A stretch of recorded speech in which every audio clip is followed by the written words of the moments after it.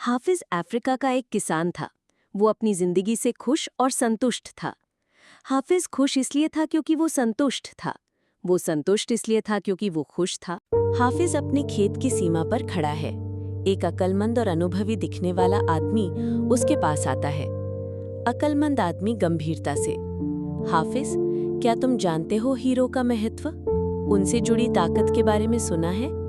हाफिज सिर हिलाता है, जिज्ञासा से देखता है। अगर तुम्हारे पास अंगूठे जितना भी बड़ा हीरा हो तो तुम पूरा शहर खरीद सकते हो। हाफिज की आंखें आश्चर्य से फैलती हैं।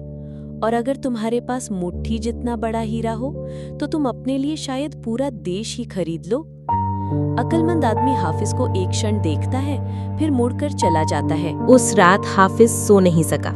वो असंतुष्ट हो चुका था, इसलिए उसकी खुशी भी खत्म हो चुकी थी।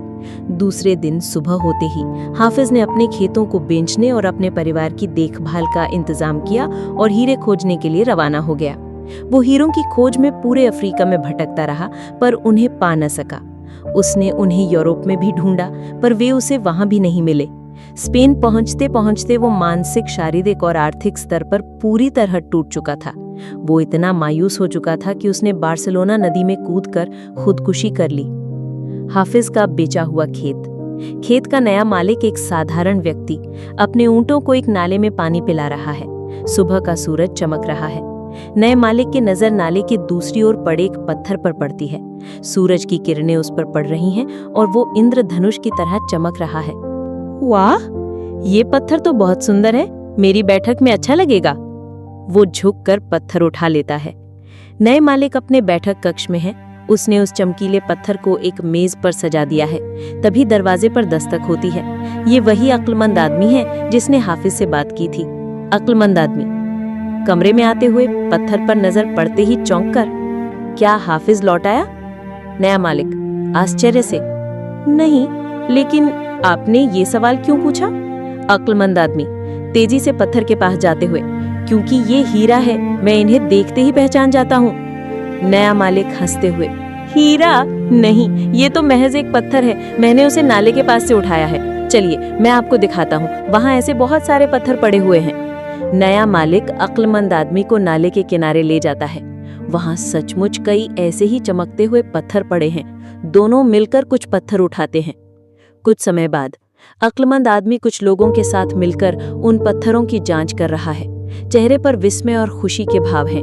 वे पत्थर हीरे ही साबित हुए। उन्होंने पाया कि उस खेत में दूर दूर तक हीरे दबे हुए थे। जब हमारा नजरिया सही होता है तो हमें महसूस होता है कि हम हीरों से बनी हुई जमीन पर चल रहे हैं। मौके हमेशा हमारे पांव तले दबे हुए होते हैं और इसके लिए हमको उन्हें खोजने कहीं जाना नहीं है। वो खुद हमारे पास है। जरूरत है तो बस उस नजरिए की जो उन्हें पहचान सके। एक व्यक्ति दूसरे की महंगी गाड़ी को लालच भरी नजरों से देख रहा है। एक महिला अपनी पड़ोसन के सुंदर घर को ईर्ष्या से देख रही है। एक छात्र अपने दोस्त के अच्छे अंकों से निराश है। लेकिन हमें तो दूसरे के खेत की घास हमेशा हरी लगती है। हमें भगवान चाहे जितना दे दे, हमारी ललचाने की आदत कभी नहीं छूटती।